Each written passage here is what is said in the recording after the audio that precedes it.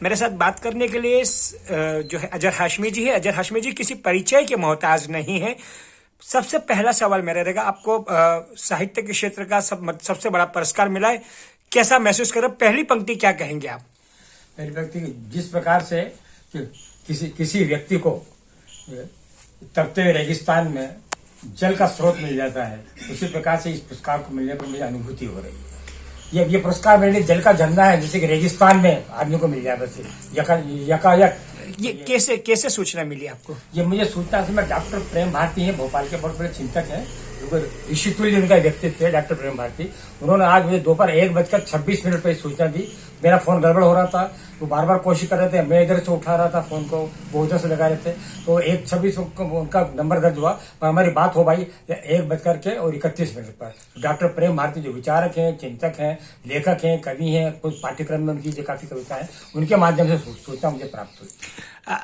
अगर मैं बात करूं पुरस्कार की मिलने की, जब आपको सूचना मिली, सबसे पहली प्रतिक्रिया आपकी क्या थी? सबसे पहली प्रतिक्रिया तो मैंने आपको बता दी क्या है, लेकिन अनुभूति से कहता है, अनुभूति ऐसा लगता है कि जैसे वो कोरोना के जमाने में था ना जो ऑक्सीजन का सिलेंडर, तो ऐसा लगता है कि जो इस दौर में वो ऑक्सीजन का सिलेंडर मुझे मिल गया, प्राणवायु मिल गई। अच्छा, अगर मैं आपकी जिस पुस्तक के लिए पुरस्कार मिला है, संस्मरण का संदूक समीक्षा के सिक्के, क्या अलग है ये किताब बाकी किताबों से? हाँ, ये आपने बहुत अच्छा प्रश्न पूछा आशीष पाठक जी। ये बहुत महत्वपूर्ण प्रश्न है, क्योंकि संस्मरण तो कई लोगों ने लिखे हैं, और जो है महादेव वर्मा से लेकर के अद्वैत तक पूरी चल रही है सीरीज है।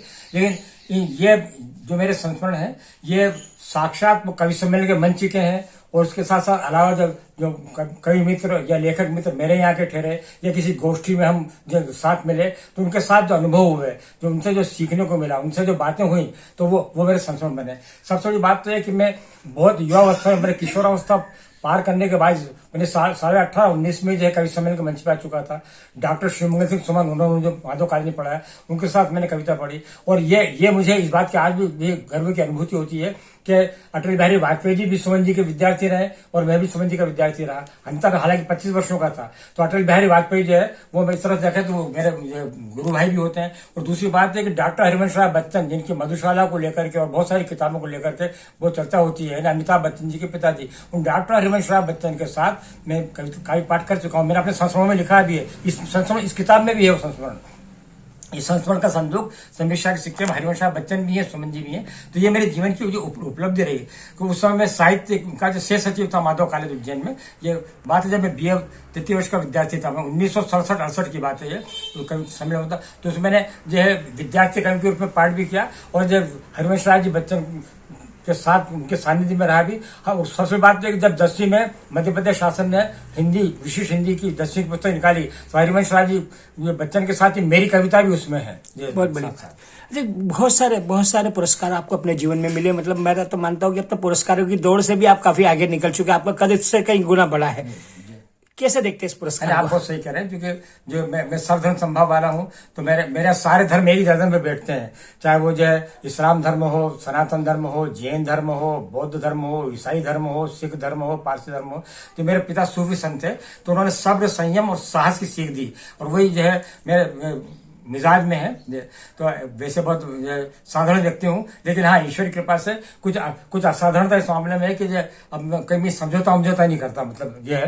तो अब आप जो पूछे कैसा अलग महसूस कर रहे हैं, तो इसको इस तरह से समझिए कि एक तरफ जो है खारा जल रखा हुआ है ना, खारा पानी है, अरे एक गिलास में जो है भारी पानी है, तो ना तो खारा पानी हजम कर पाएगा, ना भारी पानी हजम कर पाएगा, और एक जो गिलास में मीठा पानी है, और उस समय प्यास भी लग रही है। तो ये जो पुरस्कार आपने मिला है वो मीठे पानी की तरह है। हालांकि भाई झरने वाली बात कह चुका हूँ रेगिस्तान की, लेकिन बता रहा हूँ जब समय 3 गिलास रखे हों, एक खारा पानी का गिलास जो भरा हुआ है, एक भारी पानी का गिलास जो भरा हुआ है, और मैं हूँ प्यासा, और उस समय जो सामने रखा मीठे पानी का गिलास, तो मीठे पानी का गिलास जो है वो मेरे सामने आता है। पुरस्कार इस तरह से आया है, और उस पानी को पीने के बाद जो अनुभूति होती है, जो आत्मा तृप्त होती है, जो हृदय को जो सुकून मिलता है, जो दिल दिमाग से तरोताजा हो जाते हैं, और ऐसा लगता है कि पूरे शरीर में ताकत आ गई, पूरे शरीर में जो चेतना की लहर आ गई। तो ये पुरस्कार मेरे लिए जो है मीठे पानी के गिलास के रूप में संपूर्ण जो शरीर के लिए, दिल की धड़कन के लिए चेतना की लहर की तरह आया, ये है इसकी।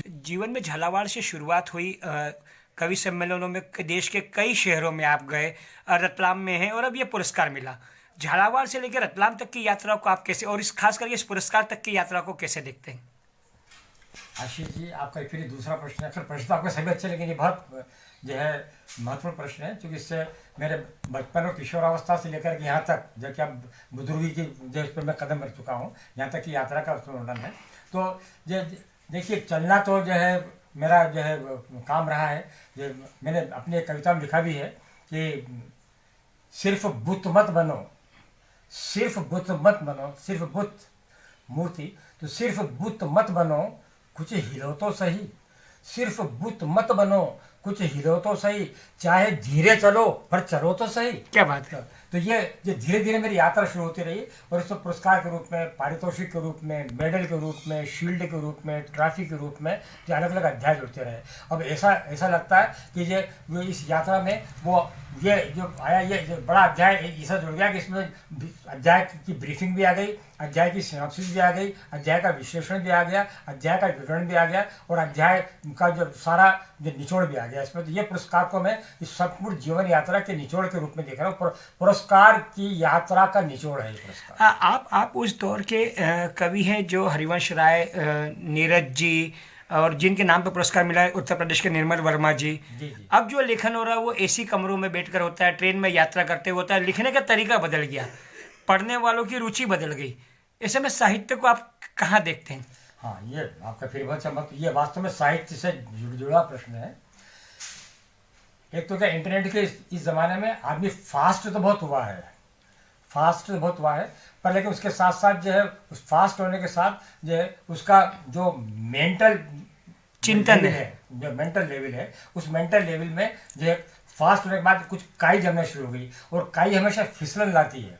काई जो है ना फिसलन लाती है, काई वो स्थिरता नहीं देती, तो मेंटल लेवल पे फिसलन शुरू हो गई। उस फिसलन की वजह से उसका चिंतन, वो काई भरा चिंतन हो गया, उसका चिंतन जो है वो फूंद वाला चिंतन हो गया। वो एडवांसमेंट बहुत हुआ है, टेक्निकल एडवांस हो गया, इंटरनेट की पूरी दुनिया है, लेकिन इस इंटरनेट की दुनिया में ही जो उस काई वाले चिंतन के कारण उसके सोचने की शक्ति, या जो है उसके विचार करने की शक्ति, उसके चिंतन की शक्ति, उसकी अभिव्यक्ति की शक्ति जो है वो अनुभूति से पर हो गई। वो अनुभूति करता भी है तो क्या करता है, जो एक्साइटमेंट क्या है, वातावरण क्या कह रहा है, तो मैंने संस्कृति के बजाय जो है विकृति में बदलता जा रहा पूरा माहौल, ऐसी स्थिति जो होती जा रही थी।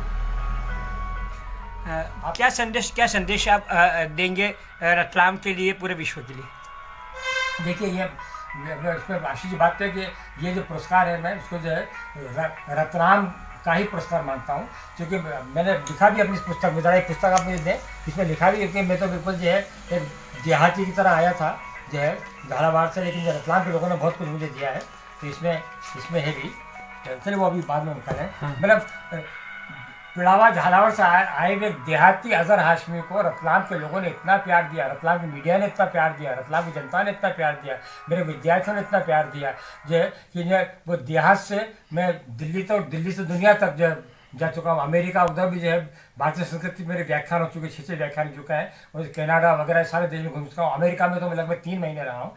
तो मेरा इस देहाती को पहले दिल्ली और फिर दिल्ली से दुनिया तक पहुँचाने वाले रतलाम के लोग, रतलाम का मीडिया, रतलाम के छात्र, रतलाम की जनता रही है। इसलिए मैं रतलाम के रेडियो इसलिए कहता है ये पुरस्कार रतलाम के द्वारा रतलाम के लिए, ये अजहर हाशमी का पुरस्कार नहीं, ये रतलाम का पुरस्कार है, ये रतलाम को समर्पित करता हूँ। हमसे बात करने के लिए बहुत बहुत धन्यवाद। आपका शतायु हो और इसी तरीके से पुरस्कार मिलते रहे। एक बार फिर से बधाई आपको पत्रिका की तरफ से। आपने बहुत अच्छे प्रश्न पूछे, धन्यवाद। साहित्य प्रश्न मुझे अच्छा लगा, बहुत बहुत धन्यवाद, आभार।